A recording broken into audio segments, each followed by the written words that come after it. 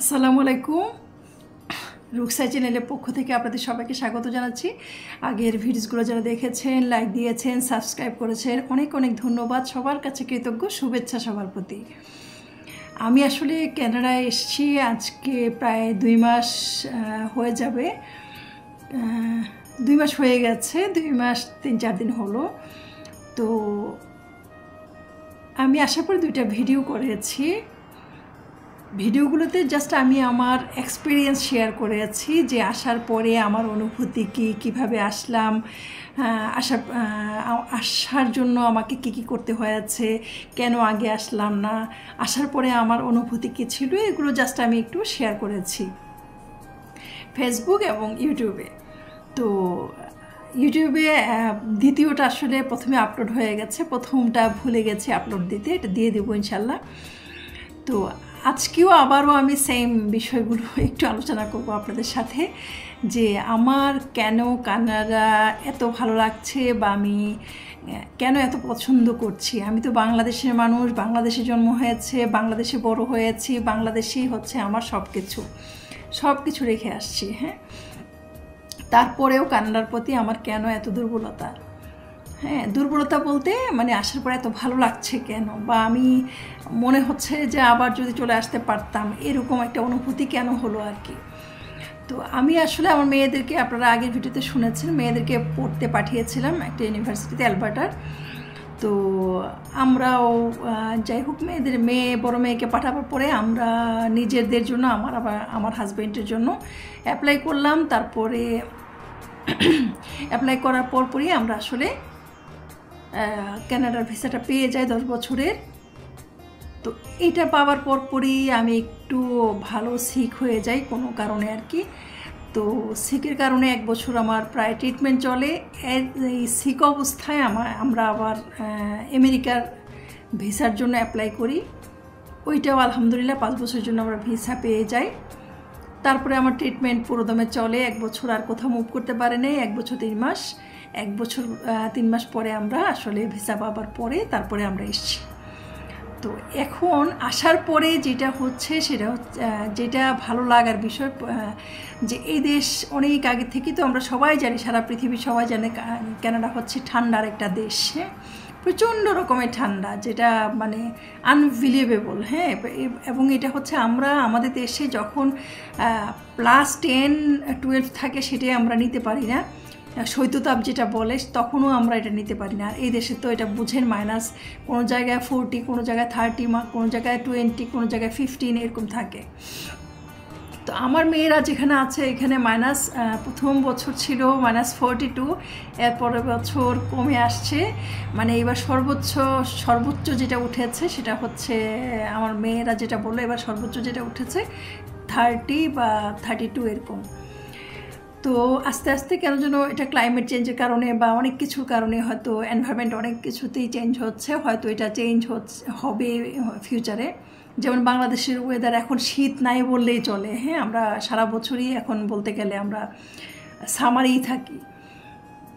শীত উইন্টার আসলেও দেখা যায় 6-7 দিনে বেশি খুব একটা শীত পড়ে না। তো যাই হোক, এই কারণে এই দেশটা একটু মানে সবাই একটু নাকচ করে যে এই দেশটা হচ্ছে অনেক ঠান্ডা। বাট আপনি ঠান্ডা তো অনুভব করবেন না। আপনার ঠান্ডা বাসায় আপনার হিটার, আপনার অফিসে যাবেন হিটার, আপনি শপিং মলে যাবেন হিটার, আপনি গাড়িতে উঠবেন হিটার, আপনি টের পাবেন না। হ্যাঁ, আপনি টের পাবেন তখন যখন আপনার নিজস্ব গাড়ি না থাকবে, আপনাকে বাস স্ট্যান্ডে যেতে হবে, বাস ধরতে হবে, তখন আপনি ওই যে 5 মিনিট বা 10 মিনিট বা 2 মিনিট বা 6 মিনিট যতটুকু হাঁটতে হবে, ওইটুকুই হচ্ছে আপনার জন্য সহ্য করার ক্ষমতা থাকতে হবে। মানে প্রচুর পরিমাণ কাপড় চোপড় পরেও আপনি এটা মানে কাপড় চোপড় পরে প্রোটেকশন নিতে হবে। আর যদি গাড়ি থাকে তাহলে তো কোনো জায়গায় আপনি বুঝবেনই না এই দেশে যে ঠান্ডা আছে। হ্যাঁ, ওই গাড়িটা হয়তো অনেক সময় পরিষ্কার করে সকালে বের হইতে হয়, এগুলো অবশ্যই কষ্টের বিষয়। তো যাই হোক, আমি যেই কথাটা মানে কেন আমি বলি, আগের ভিডিওতে বলেছি যে আমি আসলে বাংলাদেশে গিয়ে এবার মনে হয় পাগল হয়ে যাব। আমি একটা শুধু উদাহরণ দিই আপনাদের কাছে। আমি জানি না এই ভিডিওটা দেখে কেউ খারাপ কোনো, আমি আশা করব আর কি সবার কাছে খারাপ কোনো মন্তব্য করবেন না, বিকজ আমি আসছি বিধায় যে সবাই আসতে হবে বা সবাই আসতে পারবেন তাও না। আমি আমার এক্সপিরিয়েন্সগুলো একটু শেয়ার করি, শুধুমাত্র এইটুকুই। হ্যাঁ, আমি রেসপেক্ট রেখে বলছি আমাদের দেশের প্রতি, দেশের মানুষের প্রতি, সবার প্রতি রেসপেক্ট রেখে বলছি। আমাদের দেশকে আমি ভালোবাসি, যুদ্ধ দেখি নাই, কিন্তু যুদ্ধের পরে বাংলাদেশে যেহেতু আমরা ছিলাম, এত বছর পড়ালেখা করেছি, বড় হয়েছি, বিয়ে হয়েছে, বাচ্চা হয়েছে, বাচ্চাদের বড় করেছি, সো আমি ওই দেশকে ভালোবাসি। ইভেন আমার সব রিলেটিভস, আমার ভাই বোনরাও বাংলাদেশি আছে। তো তারপরও আমি কেন এই দেশের কথা বলছি, আমি একটা উদাহরণ দিই আপনাদেরকে, এটা কেউ অন্যভাবে নেবেন না। কোনো একটা সরকারি অফিসে গত 2 বছর যাবত, আমি নাম বলবো না কোন অফিস, একটা কাজের জন্য মানে কত শতবার আমার হাজবেন্ডকে ওই অফিসে যেতে হয়েছে, এবং আমি অসুস্থ অবস্থায় যেই জায়গায় আমি দাঁড়াতে পারতাম না সেই জায়গায় আমাকে কতবার যেতে হয়েছে। অনলি 15 মিনিটের কাজ, অনলি 15 মিনিটও না, মানে 2টা টেবিলেও যদি যায় 15 মিনিটের কাজও না। বাট আমাকে 2টা বছর ধরে, হ্যাঁ, আমাকে সেই উত্তরায় বাসা, উত্তরা থেকে সরকারি অফিসটা যেখানে, সেখানে প্রতিদিন যাওয়া, মানে মাসে 7 থেকে 8 বার, 10 বার, 15 বারও যেতে হয়েছে। এবং আপনারা সবাই জানেন ঢাকা শহরে একবার বের হলে রাতে মানে সারাদিন চলে যায়। হ্যাঁ, ট্রাফিক জ্যাম এই সেই, অফিসগুলোতে গিয়ে তারপরে অনেক ঝামেলা থাকে, কাজ করে দিতে চায় না। তো এরকম করে 2টা বছর পরেও আমাদের কাজটা আসলেই হয় নাই। হ্যাঁ, লাস্টলি আমি যেদিন চলে আসবো তার কয়েকদিন আগে যখন গেলাম ওই অফিসটাতে, তো যখন আমি দেখলাম যে এই ডেস্ক থেকে ওই ডেস্ক, ওই ডেস্ক থেকে ওই ডেস্ক, এবং কন্টিনিউয়াস ডেস্ক চেঞ্জ করাচ্ছে, এবং সেই সকাল থেকে বিকাল পর্যন্ত। আমি তো অসুস্থ মানুষ, আমি দাঁড়াতে পারছিলাম না, বসতে পারছিলাম না। তো আমি যেখানে যাদের রুমে যাওয়ার পারমিশন নাই, আমি সরাসরি ওখানে, এবং কারোর কথাই শুনি নাই, সরাসরি ওই রুমে ঢুকে গেছি। হ্যাঁ, ঢুকে গিয়ে তারপরে ডিটেলস বলেছি, এবং ওনারা যথেষ্ট সম্মান দেখিয়েছে আমাকে যে আমি কারোর পারমিশন ছাড়াই ওখানে গিয়েছি, কাউকে ধমকও দেয় নাই ওনাদের পিয়ন কাউকে। তো শুনেছে, ভদ্রলোকরা শুনেছে, বাট ওনারাও সেমভাবে আবার ও বলছে যে প্রথম প্রসেস থেকে করে আসতে। বাট প্রসেস আমি কেন করব? আপনারা ভুল করেছেন, আপনাদের ভুল। এইটা শুধু আমি তাদেরকে বলতে চেয়েছি যে এটা তো আপনাদের ভুল, আপনারা ভুল করেছেন একবার না 2বার, 2বারই আমাদেরকেই 2 বছর ধরে ঘুরতে হচ্ছে। এবং আপনি দেখেন মানে করিডোরে বা এই যে আপনাদের যে বসার জায়গাগুলো আছে, এখানে কত লোক বসে আছে, কেউ ফরিদপুর থেকে, কেউ সিলেট থেকে, কেউ রাজশাহী থেকে, কেউ হচ্ছে বরিশাল থেকে, কেউ হচ্ছে চিটং থেকে লোকজন আসছে এই কাজগুলো করার জন্য। এক ভদ্রলোক চাচাকে জিজ্ঞেস করলাম আপনি কেন আসছেন, তখন সে আমাকে যে কথাটা বলল যে একটা ভুল, এটা মানে যে কারণেই হোক আর কি, এটা করার জন্য সে আজকে প্রায় 2.5 বছর ধরে এই অফিসে আসা যাওয়া করছে, এবং তার ঢাকা শহরে কেউ নাই, সে ফরিদপুর থেকে আসে, এসে তারপরে সে কাজটার জন্য, কিন্তু কিছুই হচ্ছে না। এসে আরেকজন সিলেট না, সুনামগঞ্জ থেকে আসে, ওই ভদ্রলোকেরাও একই কথা। তো লাস্টের দিন যখন এগুলো শুনে, তারপরে আমার নিজের কাজটাও হয়নি এতগুলো টেবিলে যাওয়ার পরেও, এবং সবচেয়ে ঊর্ধ্বতন যিনি, ওনার টেবিলে গিয়েও যখন কাজটা হয়নি, এবং উনি যথেষ্ট ভদ্র ব্যবহার করেছে, ওনাকে আমি স্যালুট জানাই। তো বাসায় ফেরার পথে আমার মনে হচ্ছিল যে বাংলাদেশের সবচেয়ে খারাপতম যে গালিগুলো, সেই গালিগুলো আমি দেই। ওনাদের প্রত্যেকটা টেবিলে গিয়ে আমি গালিগুলো দিয়ে আসি। যদি আমার ক্ষমতা থাকতো, শারীরিক ক্ষমতা থাকতো ওই দিন, বা আমি মানে বাংলাদেশে তো জানেন বাংলাদেশের কী অবস্থা, আমি সত্যি তার মুখের উপরে ওই গালিগুলো দিয়ে আসতাম। তো কেন এটা বললাম, যে এই যে আমরা বাংলাদেশ, অনেকে বলে ও আপনি বাংলাদেশকে ভালোবাসেন না, আপনার এসে, কেন বাসবো না ভাই, বাংলাদেশকে তো ভালোবাসবো, বাংলাদেশ মানুষকে ভালোবাসি না। ইভেন আমাকেও না, আমার ভাই বোন বলেন, আমার আত্মীয় স্বজন বলেন, সবাই আমরা সবাই একই রকম। আমি যদি আমাকে বাদ দিয়ে বলি এটা ভুল হবে, আমি তো বাংলাদেশি, আমাদের সবার ব্লাড খারাপ হয়ে গেছে। আপনি বাজারে মুরগি কিনতে যান, আপনার ওখানে দেখবেন যে ওজন কম দিচ্ছে। আপনি ফল কিনতে যান, পচা ফল দিয়ে দিবে। আপনি কোনো একটা সবজি কিনতে যান, পাশের দোকানে একদম, এই দোকানে একদম। মাছ কিনতে যান, একই রকমের কোনো দাম নাই। মুরগি কিনতে যান, এখানে 10 টাকা বেশি, ওইখানে 20 টাকা কম। হ্যাঁ, এগুলো অহরহ, এবং ডেট চলে গেছে, ডেট ওভার হয়ে গেছে, ওইগুলো আবার সেল করতেছে। ওষুধের দোকানে যান, ওষুধগুলোর ডেটগুলো আবার কীভাবে যেন করছে। তারপরে আপনার জানেন যে বাংলাদেশে কিছু কিছু জায়গা আছে যেখান থেকে নকল জিনিস উৎপাদন হয়। তো আমরা সৃষ্টির সেরা জীব হয়ে আমরা এই কাজগুলো কিভাবে করি, আর কথায় কথায় মিথ্যা, কথায় কথায় লুকোচুরি, কথায় কথায় শয়তানি, কথায় কথায় আমাদের মগজের মধ্যে শয়তানি ছাড়া কিছু নাই। হ্যাঁ, মানে এই জিনিসগুলোর জন্য আমার বাংলাদেশের প্রতি মানে শয়তানি, মিথ্যা, হিংসা, চালাকি, এইগুলোর জন্য আমার বাংলাদেশের মানে আমি ব্যাক করতে আর ইচ্ছা করে না। সত্যি কথা যেটা, শুধুমাত্র এগুলোর জন্য অরাজকতা, তারপরে কেউ রুলস মানি না, কেউ আইন মানি না। আইন কিন্তু বাংলাদেশে, সমস্ত আইন বাংলাদেশে আছে, এমন কোনো হেন জিনিস না যে আইন কিন্তু অন্য দেশেও নাই, যে আইনগুলো আমাদের দেশে আছে। বাট একটা আইনও আমরা মানি না, একটা আইনও না, একটা আইন মানি না, এবং আইনটাকে ফলোও করি না। হ্যাঁ, তো এগুলো কি আপনি বলবেন যে এগুলো আমাদের জন্য ভালো সাইন? এগুলো কি বলবেন যে আমরা ভালো মানুষ?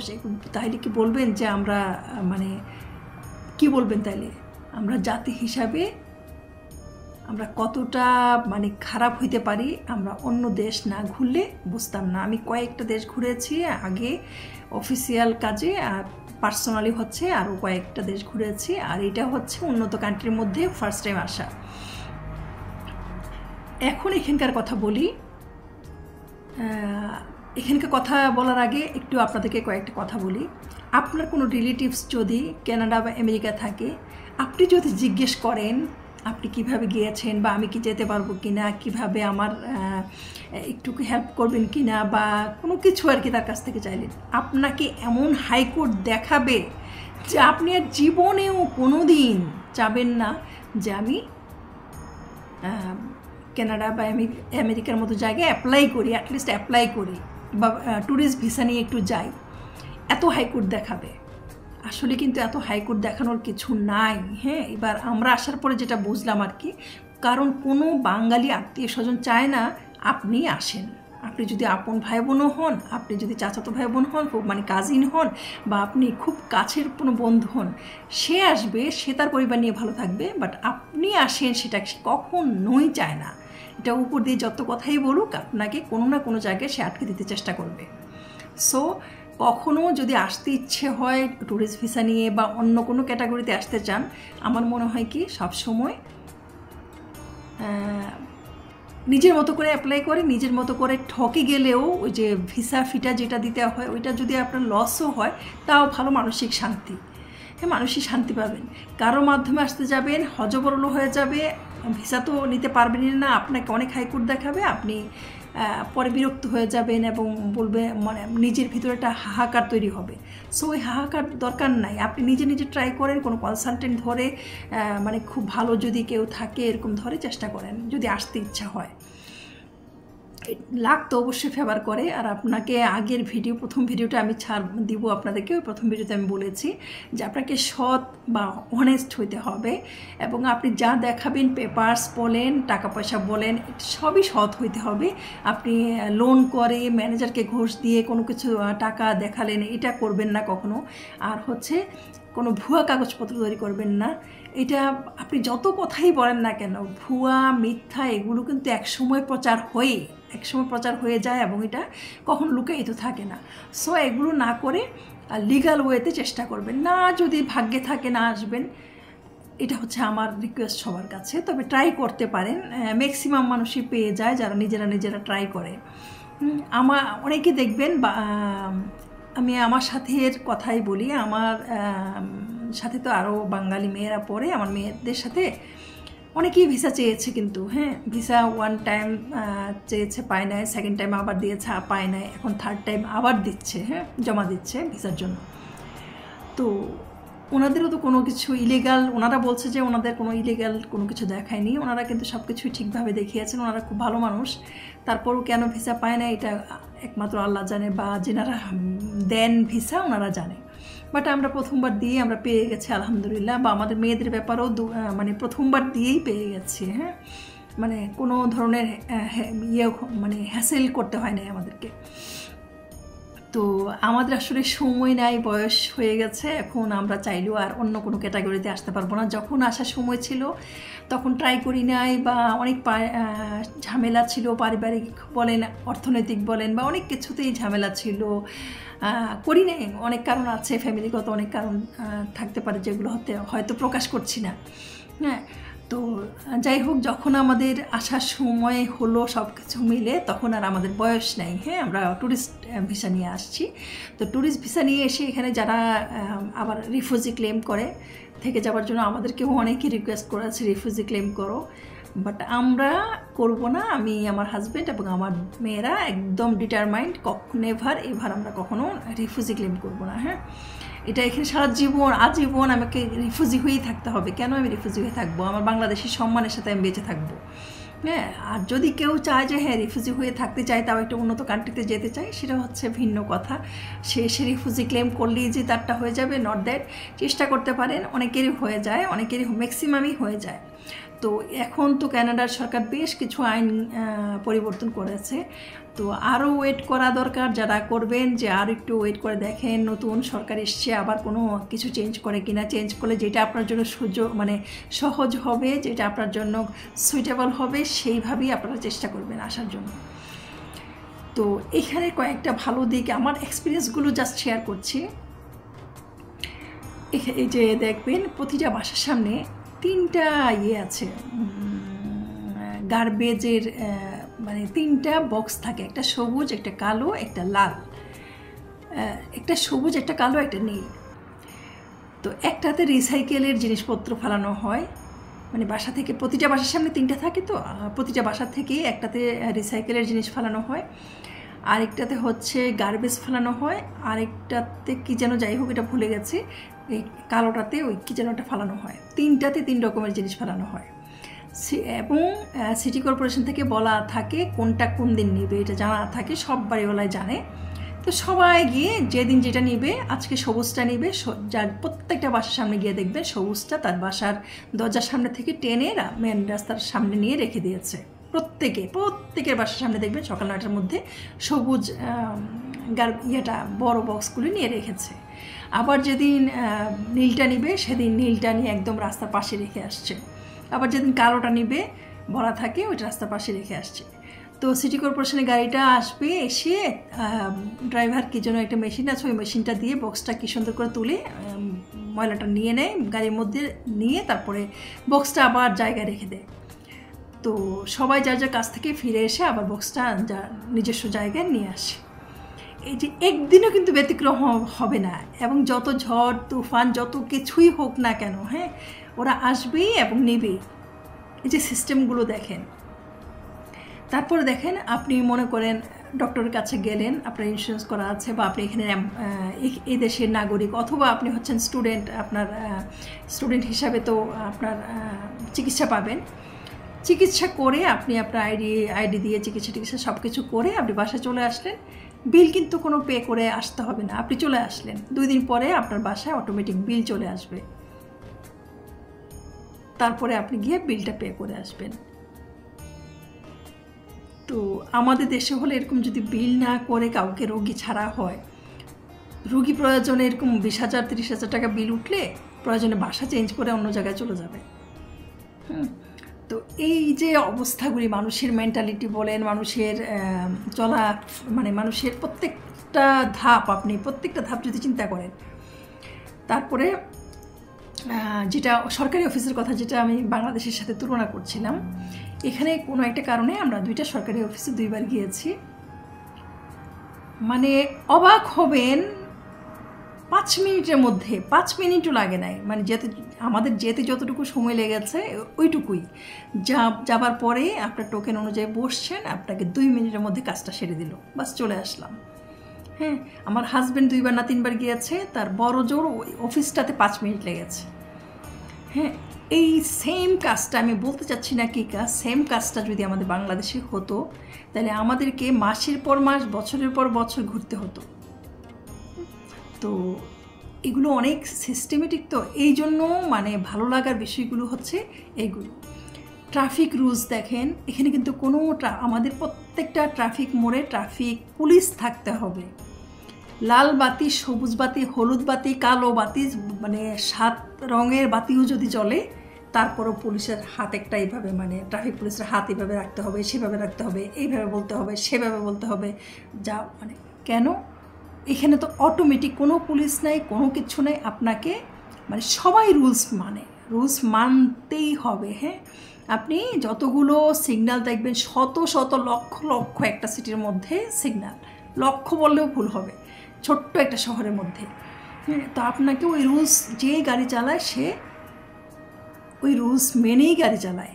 আপনাকে 50 একটু যেতে যেতে দেখলেন 50, অটোমেটিক সে তার মানে জিপিএস অনুযায়ী 50-তে নিয়ে আসবে লিমিটটা। 110 মানে 110, আপনি 110-এর নিচেই, মানে 110-এই চালাবেন, 111-এ যাবেন না, যায় না কেউ এখানে। হ্যাঁ, প্রতিটা গাড়িতে হর্ন আছে, ইচ্ছা করলেই হর্ন বাজাতে পারে, হর্ন বাজায় না কেউ। হ্যাঁ, তো এই যে রুলসগুলো নিজের বিবেক থেকে, নিজে একটা, আমি তো মানুষ, আমি এগুলো কেন মানবো না? হ্যাঁ, এটা গভর্নমেন্টের রুল, আমি মানতে হবে আমাকে। আর যদি না মানি, গভর্নমেন্ট সে অনুযায়ী ব্যবস্থা নেবে। তো আমাদের দেশে কেন আমরা মানতে পারি না? আমি জানি না আমি কেন মানতে পারি না। মানে আমরা সবুজ বাতি, লাল বাতি যেটাই জ্বলুক না কেন, আমি ট্রাফিক পুলিশ নাই, বাস দিলাম দৌড় গাড়ি নিয়ে। হ্যাঁ, তো এই জিনিসগুলো তো মানে আমি যদি চেঞ্জ না হই, আমার গভর্নমেন্ট কি আমাকে চেঞ্জ করে দিতে পারবে? যেই গভর্নমেন্টই আসুক না কেন, আমার নিজের খাসিয়ত আমি যদি চেঞ্জ না করি, কেউ আমাকে চেঞ্জ করে দিতে পারবে না। ও যেটা হচ্ছে স্কুলের ব্যাপারে, আমাদের দেশের স্কুলগুলোতে পড়ানোর পরে আল্লাহর রহমতে প্রতিটা মা বাবাকে প্রতিদিন টিউটার, কোচিং, মানে সকালে বের হয় মা বাচ্চাদেরকে নিয়ে, আর মোটামুটি রাতের 8টা-9টার আগে বাসায় ফিরতে পারে না বাচ্চাদেরকে নিয়ে, অথবা ফিরলেও 1 মিনিট 2 মিনিটের মধ্যে হুড়াহুড়ি করে একটু টিফিন নিয়ে তারপরে বের হয়ে যায়। মানে ওই কোচিংয়ে দিবে, ওখানে বসে থাকতে হবে, টিউটারের কাছে দিবে, বসে থাকতে হবে। তারপরে আর কোচিং তো মাস্ট, ম্যান্ডেটরি, আদারওয়াইজ তাকে পাসই করাবে না। হ্যাঁ, পাসই করতে পারবে না। তাহলে কেন ভাই আমি এত টাকা দিয়ে স্কুলে পড়াচ্ছি? হ্যাঁ, এত টাকা দিয়ে আমি স্কুলে কেন পড়াই? এত কষ্ট করে আমার বাচ্চাদেরকে আমি আমার ইনভেস্ট করছি কেন? এই দেশে কোনো টিউটারের সিস্টেম নাই, কোনো কোচিংয়ের সিস্টেম নাই, কিচ্ছু নাই। ইভেন মা বাবা যে মানে প্যারেন্টস মিটিং ছাড়া কখনো স্কুলে যাইতে হয় না। হ্যাঁ, কি সুন্দর সিস্টেমেটিক ওয়েতে সব কিছু চলে। তো এরকম অনেক কিছু আছে।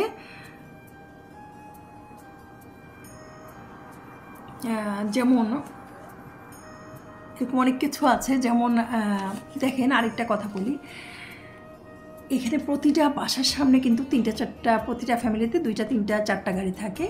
তো ম্যাক্সিমাম 4টা-5টা, আর মিনিমাম হচ্ছে 2টা থেকে 3টা গাড়ি থাকে। এবং একটা বাসার সামনে 3টা গাড়ি পার্ক করা থাকে প্রতিদিন। তো এরকম শত শত হাজার হাজার বাড়ি, এবং এবারে হিসাব করেন প্রতিটা বাসার সামনে 3টা করে পার্কিং হলে সন্ধ্যার পরে বের হলে দেখা যায় শুধু গাড়ি ছাড়া কিছু দেখা যায় না। এবং জনম জনম ধরে তারা এই রাস্তার মধ্যেই পার্কিং করে রাখছে, গাড়িগুলো রাখে এবং রাস্তা থেকেই সকালবেলা বের হয়ে যায়, সন্ধ্যার সময় এসে রাস্তার মধ্যে, মানে বাসার সামনে রাস্তার পাশে পার্ক করে রাখে গাড়িগুলো। আমাদের দেশে কি আপনি বলেন বা আপনারা বলেন, সবার কাছে একটা প্রশ্ন, আমরা কি গাড়ি বলেন, মোটরসাইকেল বলেন, কোথাও কি আমরা পার্কিং করে ড্রাইভার ছাড়া কোথাও যেতে পারবো? আমি একটা কথা বলি, আমার জীবনের এক্সপিরিয়েন্স থেকে, আমার জীবনে অনেক এক্সপিরিয়েন্স আছে আর কি, যেগুলো মানে অনেক সময় অনেক উদাহরণস্বরূপ আমি টেনে আনি। উত্তরা রাজলক্ষ্মী একটা জায়গা আছে, রাজলক্ষ্মীও না, এটা আড়ংয়ের পিছনে ইনসাইড বা কিছু কয়েকটা ভালো দোকান আছে ওখানে, টেন্স এই সেই। তো ওখানে একদিনে আমি আমার হাজব্যান্ড, আমার 2 মেয়ে সন্ধ্যার সময় গেলাম, মাগরিবের নামাজটা পড়েই গেলাম। তো গিয়ে রাস্তার একদম এই পাশে গাড়িটা রেখে আমরা টেন্সে ঢুকছি, জাস্ট গ্লাসটা খুলে আমরা ঢুকছি। ঢুকি আমার হাজব্যান্ড কি যেন দেখতে পেলো যে গাড়িটার সামনে দিয়ে কে যেন যাচ্ছে, মানে দ্বিতীয় তো লোকজন যাচ্ছেই প্রচুর, মানে কী যেন সন্দেহ হলো। জাস্ট বড় জোর 7-8 সেকেন্ডের মধ্যে, মানে দেখার 7-8 সেকেন্ডের মধ্যেই ও দৌড়ে আবার গাড়িটার কাছে আসলো, এসে দেখেছে আমাদের 2টা লুকিং গ্লাসই খুলে নিয়ে গেছে।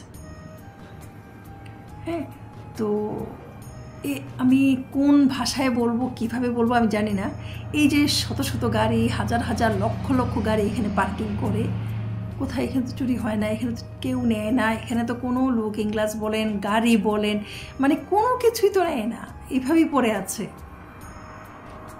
তারপরে দেখেন গাড়ি গ্যারেজে নেয়, আমরা কি করি, গ্যারেজে গাড়িটা নিলে আমরা দাঁড়ায় থাকি, কারণ আমি নিয়ে যাব একটা সমস্যা নিয়ে, গ্যারেজের লোকের কাছে বলবো যে আমার চাকায় এই সমস্যা, অথবা ইঞ্জিনের আমার মোবিলটা একটু চেঞ্জ করে দেন, অথবা ইঞ্জিনের আমার গাড়িটা কাঁপতেছে, একটু সকেটগুলো একটু চেক করে দেন, অথবা ব্যাটারিতে পানি আছে কিনা একটু চেক করে দেন। এরকম একটা ছোটোখাটো বিষয় নিয়ে গেলাম, আমরা কিন্তু দাঁড়ায় থাকি গাড়ির সাথে, কারণ কখন একটা কাজ করতে গেলে সে আবার 6টা খুলে রেখে দেবে, হয়তো না, এটাই স্বাভাবিক, এটা করে।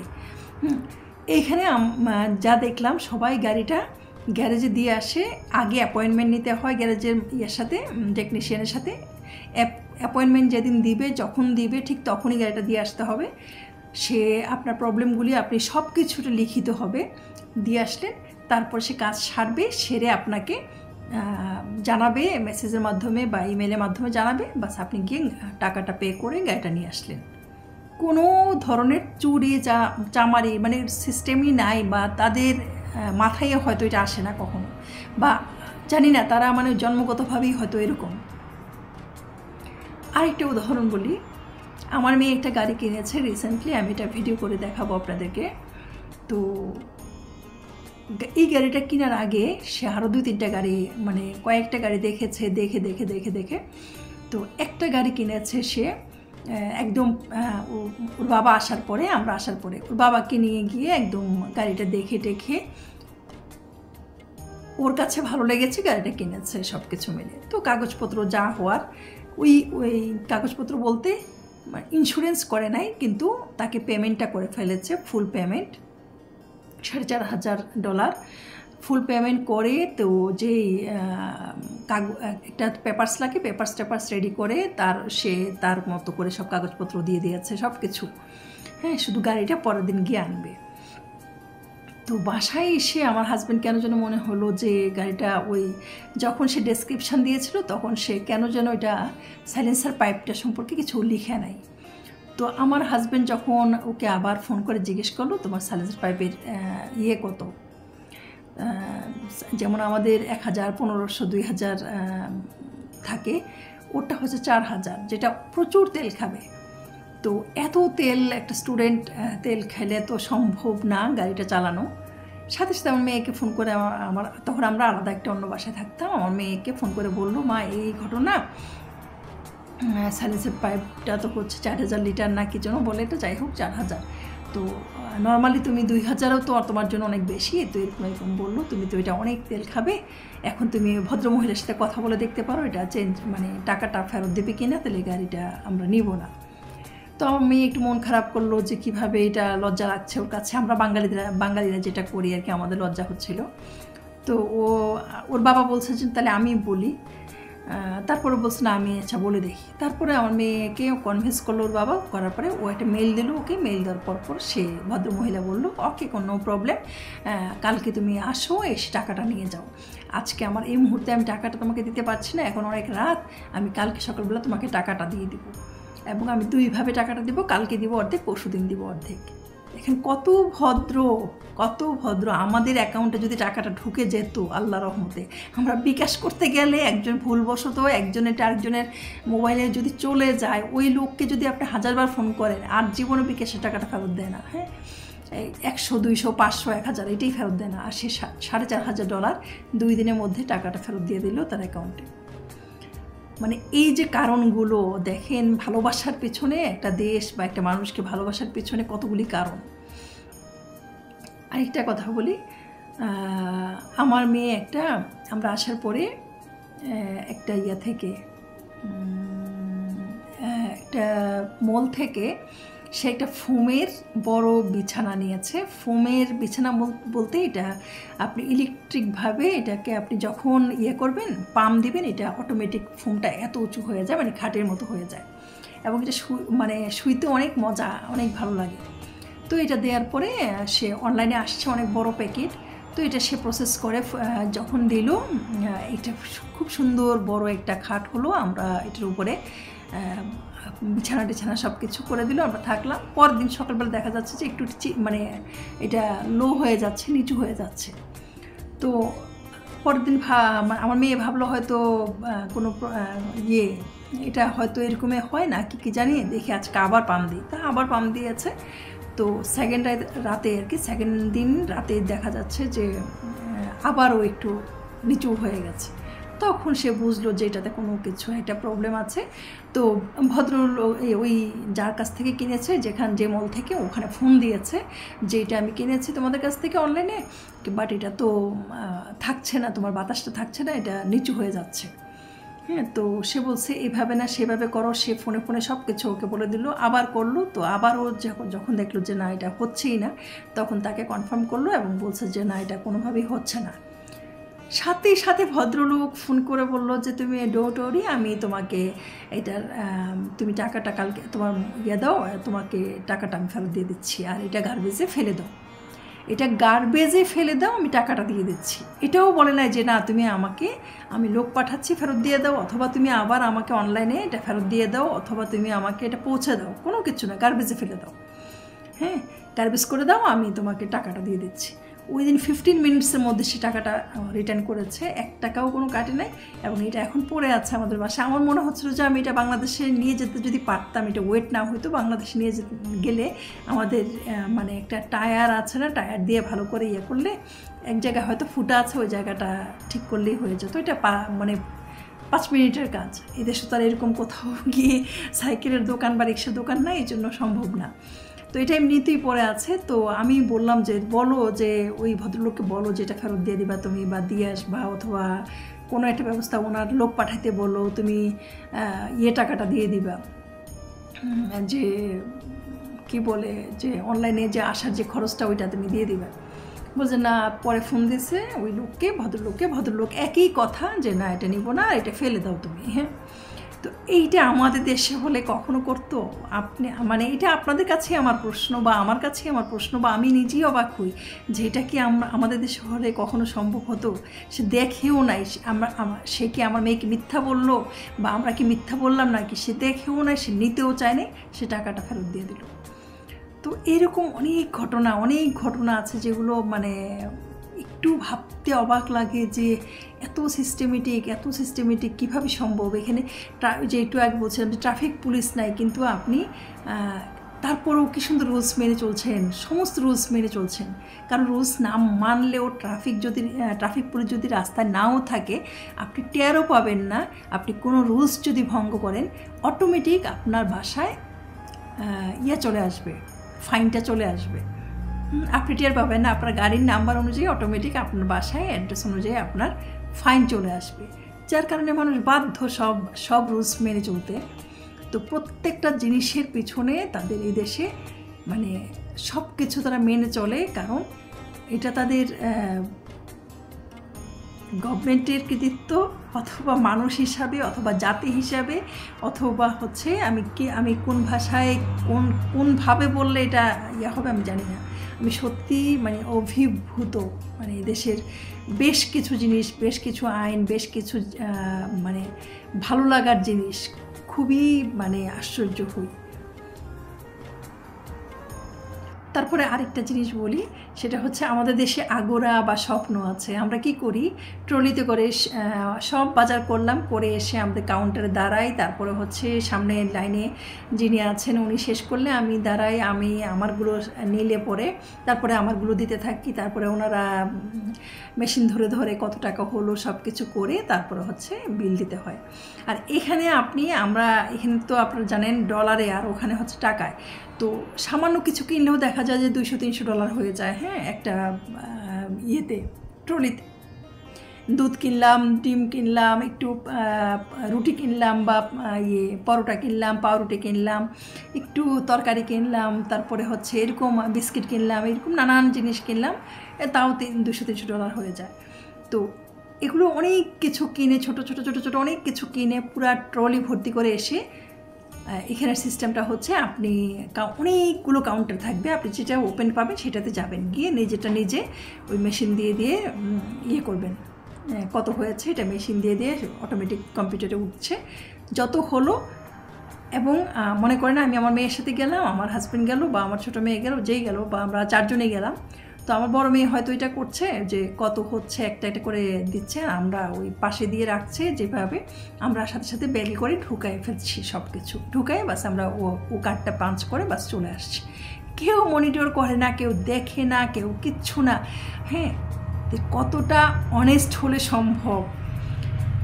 হ্যাঁ, তো আমার মেয়েকে আমরা জিজ্ঞেস করলাম যে এখানে কি মানে কেউ চুরি করে না বা এরকম ধরনের কোনো সিস্টেম নাই, যে কেউ তো এখান থেকে অনেকেই 10টা-20টা কাউন্টার একসাথে লোকজন নিচ্ছে, তো এখান থেকে 2-4টা জিনিস তো অটোমেটিক মানুষ সরাতেই পারে বা নিয়ে যেতেই পারে। হ্যাঁ, হ্যাঁ এরকমও আছে, হচ্ছে না যে তা না, হয় এটা কিছু স্পেসিফিক কান্ট্রির কথা বললো, 2-1 জন হয়তো করলে হয়তো কখনো ধরা পড়লে ওই সিকিউরিটি গার্ড ডেকে এটা ঠিক করে দেয়।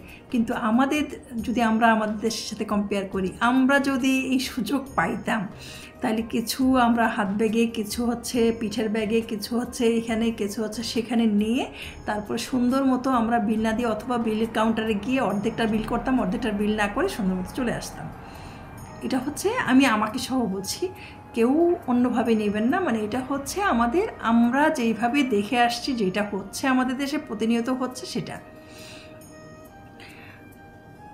টিভি খুলতে পারি না এখানে আসার পরে, মানে বাংলাদেশের কোনো চ্যানেল তো এখানে নাই, তো ইউটিউবে যেটা ঘটছে বাংলাদেশের সাথে সাথে তো ইউটিউবে দিয়ে দেয়, তো আমরা ইউটিউবে টিভিতে আমরা দেখি, মানে সারাক্ষণ এটা অরাজকতা, রাজনৈতিক, অর্থনৈতিক, বাণিজ্য, মানে ইয়েতে পারিবারিক, তারপরে হচ্ছে কমিউনিটিতে, এক একটা এলাকায় মানে কি সম্পত্তি নিয়ে, এই নিয়ে সেই নিয়ে, মানে কন্টিনিউয়াস কোনো না কোনো সাবজেক্ট থাকছে। হ্যাঁ, এই অরাজকতার মানে মনে হয় কি আবারও সেই অরাজকতার মধ্যে গিয়ে পড়বো, আবার তো টিভি খুলে কিছু দেখতে গেলেই এইসব দেখতে হবে, শুধু এইসবই দেখতে হয়।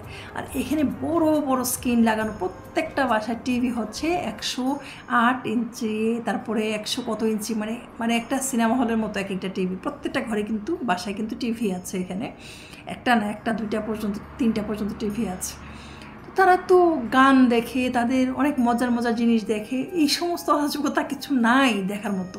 তো আপনি তো মেন্টালি, আপনি সবাই মেন্টালি সিক হয়ে যায়, এগুলো দেখলে মেন্টালি সিক হয়ে যায়। এই যে মানুষ স্ট্রোক করে আমাদের দেশে, প্রতিনিয়ত স্ট্রোক করছে, অল্প বয়সে ছেলে মেয়েরা স্ট্রোক করতেছে। হ্যাঁ, মানে এগুলো তো এত স্ট্রেস নেওয়া যায় না।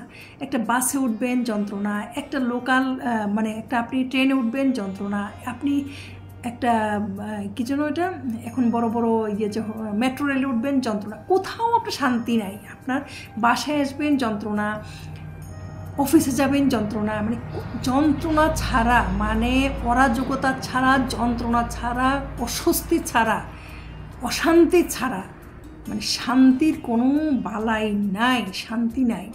মানে আমি না খুব শান্তিপ্রিয়, আমি চাই পৃথিবীটা মানে একসময় আমি খুবই চঞ্চল ছিলাম, এখনও চঞ্চল, বাট আমার কাছে মনে হয় বয়সের সাথে সাথে আমার অনেক কিছু, মানে জীবনে এত বেশি দেখেছি। আমি চাকরি করেছি তো অনেক বছর, লং টাইম আমি আসলে জব করেছি, তো চাকরি থেকে জীবনে অনেক কিছু অভিজ্ঞতা হয়েছে। তারপরে চাকরি ছাড়ার পরে অনেক বিজনেস করেছি, সেখান থেকে অনেক এক্সপিরিয়েন্স হয়েছে, দেশ বিদেশ ঘুরেছি, এক্সপিরিয়েন্স হয়েছে।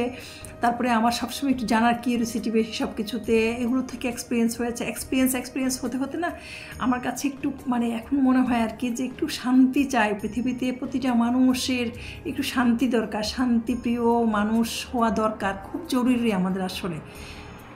এটার জন্যই আমি আপনাদেরকে আগের ভিডিও এবং এখনের ভিডিওতে বলবো যে আপনারা এটা বললে হয়তো অনেকে বলবে আপনি এনকারেজ করেন বাংলাদেশ ছেড়ে চলে যেতে। না, আমি এনকারেজ করছি না, অনেকে চায় আসতে, তাদেরকে বলছি যদি চান আসতে আপনারা সৎ ওয়েতে ভালো একজন কনসালটেন্ট ধরে, আপনারা কোনো আত্মীয় স্বজনের হেল্প না নিয়ে আপনারা আসলে যেভাবে হোক আসতে পারবেন। যদি এসে রিফিউজি ক্লেম করতে চান সেটাও করতে পারবেন, আর সব কিছু সলিড দেখিয়ে আপনি আসতে পারবেন।